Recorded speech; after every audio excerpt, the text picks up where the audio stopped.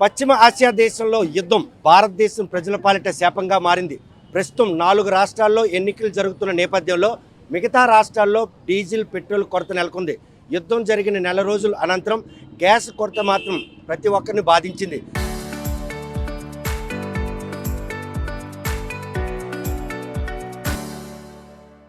దాని నుండి కేంద్ర రాష్ట్ర ప్రభుత్వాలు ప్రజలను గాలి కొదిలేసిన నేపథ్యంలో ఈరోజు డీజిల్ పూర్తిగా అడుగంటిపోవడం, పెట్రోల్ సరఫరా నిలిచిపోవడంతో ప్రజా వ్యవస్థ పూర్తిగా అస్తవ్యస్తంగా మారింది.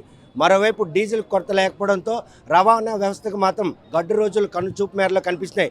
ఈ వ్యవహారంలో కేంద్ర రాష్ట్ర ప్రభుత్వాల వైఫల్యాన్ని ఎండగడుతూ వైఎస్ఆర్ కాంగ్రెస్ పార్టీ ఈరోజు వాహన సోదరులకు బాసటగా నిలిచింది.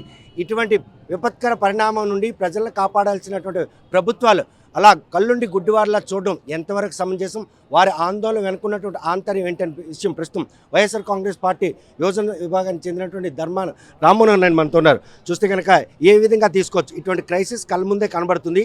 గ్యాస్ కొరత నుండి ఇంకా కోలుకోలేని నేపథ్యంలో డీజిల్, పెట్రోల్ కొరత, ఈ పరిణామాలన్నీ ప్రజల్ని వేతనకు గురి చేసే ప్రభుత్వాలు పాలిస్తున్నాయంటే మీడియా సోదరులు మీకు వాస్తవ పరిస్థితులన్నీ తెలుసు.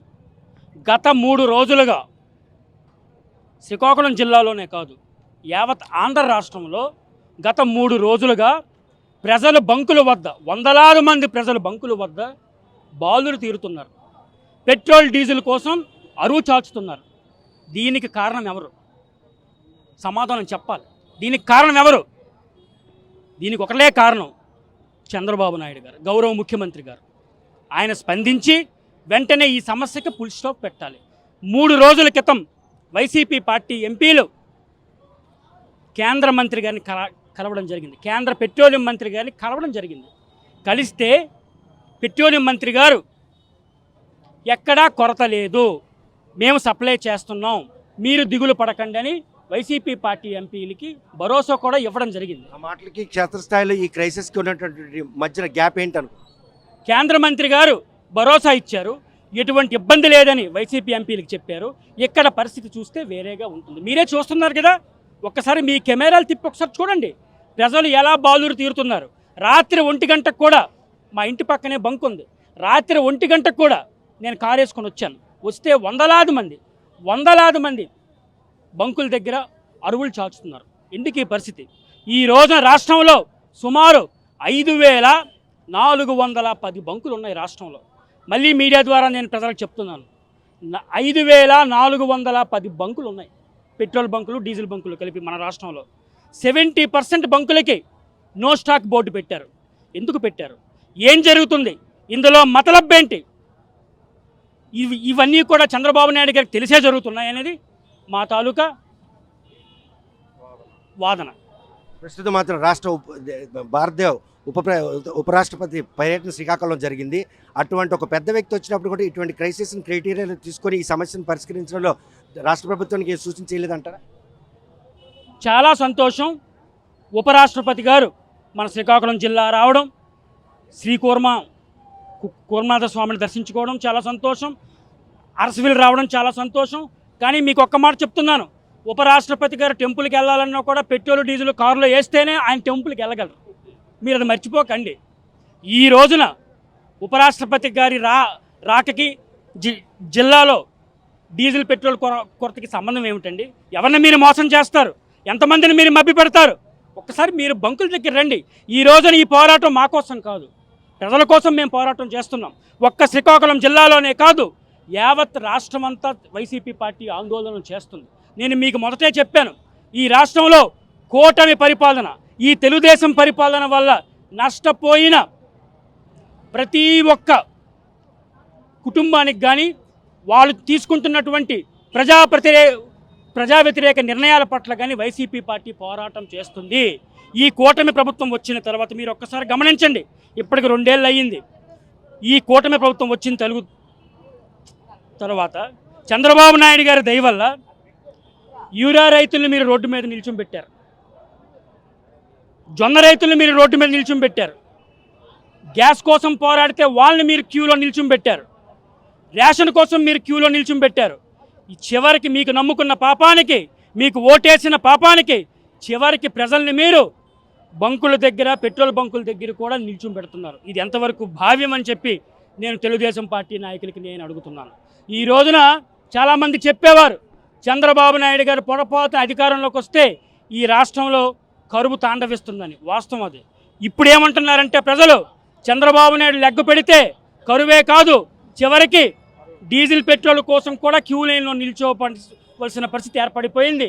ఈ కూటమి సర్కారుకు ఒక దండం, ఈ తెలుగుదేశం పార్టీకి ఒక దండం అని ప్రజలు మాట్లాడుకుంటున్నారు. తక్షణమే చంద్రబాబు నాయుడు గారు స్పందించి కేంద్రంతో మాట్లాడి, అలాగే మన రాష్ట్రంలో ఉన్నటువంటి ఆయిల్ కంపెనీలతో మాట్లాడి పెద్ద ఎత్తున డీజిల్ పెట్రోల్ సరఫరా చేయవలసినటువంటి బాధ్యత వారిపై ఉంది. సింగపూర్లో ఉంటాము, మేము ఆస్ట్రేలియాలో ఉంటాము, హైదరాబాద్లో ఉంటామంటే నైజాంత. మీరు ప్రజలకు మీరు సమాధానం చెప్పాలి, మీది బాధ్యత. చూస్తే కనుక ప్రస్తుతం ఏదైతే ఈ క్రైసిస్ ముందుగా పసిగట్టాలి, ఇటువంటి పరిణామాల నుండి బయటపడాల్సిన పరిస్థితి, కానీ చేతులు కాలేక ఆకులు పట్టుకున్నటువంటి నిర్ణయాలు ప్రస్తుతం రాష్ట్రంలో సాగుతున్నాయి. జిల్లా యంత్రాంగాలకు ఇచ్చినట్టు సూచనలు చూస్తే 100% మీరు చెప్పింది నిజమండి. అసలు పశ్చిమాసియా యుద్ధానికి ఇక్కడికి సంబంధమే లేదు. కారణం ఏంటంటే పశ్చిమాసియాలో యుద్ధం జరిగితే దేశం అంతా కూడా ఎఫెక్ట్ అవ్వాలి. కానీ దేశంలో ఏ రాష్ట్రంలో కూడా లేని ఈ ఎఫెక్ట్ ఏదైతే ఈ పెట్రోల్ కొరత ఉందో అది ఓన్లీ ఆంధ్రప్రదేశ్లో ఎందుకు ఉంది? దానికి కారణం ఏంటంటే ఎలక్షన్స్ అయిన తర్వాత ప్రైసెస్ హైక్ అవుతాయని తెలిసి తెలుగుదేశం పార్టీకి చెందిన మంత్రులు, అలాగే జనసేనకు సంబంధించిన మంత్రి నాదెండ్ల మనోహర్ గారు ముఖ్యంగా కిక్ బ్యాక్స్ కోసం, డబ్బుల కోసం మొత్తం స్టాక్ అంతా కూడా వాళ్ళందరూ కూడా బ్లాక్లో పెట్టుకొని ఈరోజు స్టాక్ ఆంధ్రప్రదేశ్లో ఎక్కడా కూడా పబ్లిక్ ఇచ్చే పరిస్థితి లేదు. అందుకే ఈరోజు ఇది కేవలం కృత్రిమ కొరత, ఇదేదో పశ్చిమాసియా దేశంలో యుద్ధం సందర్భంగా జరిగిన కొరత అయితే కాదు. ఎందుకంటే దేశంలో ఎఫెక్ట్ లేనిది ఆంధ్రాలో ఎందుకు వచ్చింది అనేది మీరు ఒకసారి గమనించాలి. కాకపోతే 4 రాష్ట్రాల్లో ఎన్నికలు జరుగుతున్న నేపథ్యంలో పెట్రోల్ డీజిల్ ధరలు పెంచేందుకు కేంద్రం ఒక ప్లాట్ఫారం వేసుకున్న నేపథ్యంలో ఈ కొరతకు అదొక బేస్మెంట్గా చాలామంది మాట్లాడుకునే పరిస్థితి. అందుకే అసలు కేంద్ర ప్రభుత్వంలో ఎవరు ఉన్నారు? కేంద్ర ప్రభుత్వం అంటే చంద్రబాబు నాయుడు గారి ప్రభుత్వం. చంద్రబాబు నాయుడు గారు ఇచ్చిన సపోర్ట్ వల్లే కేంద్ర ప్రభుత్వం నించుంది. కేంద్ర ప్రభుత్వంలో కేంద్ర మంత్రిగా ఉంటున్న వ్యక్తి తెలుగుదేశం పార్టీ పార్లమెంట్ సభ్యుడు కింజరాపు రామ్మోహన్ నాయుడు గారు.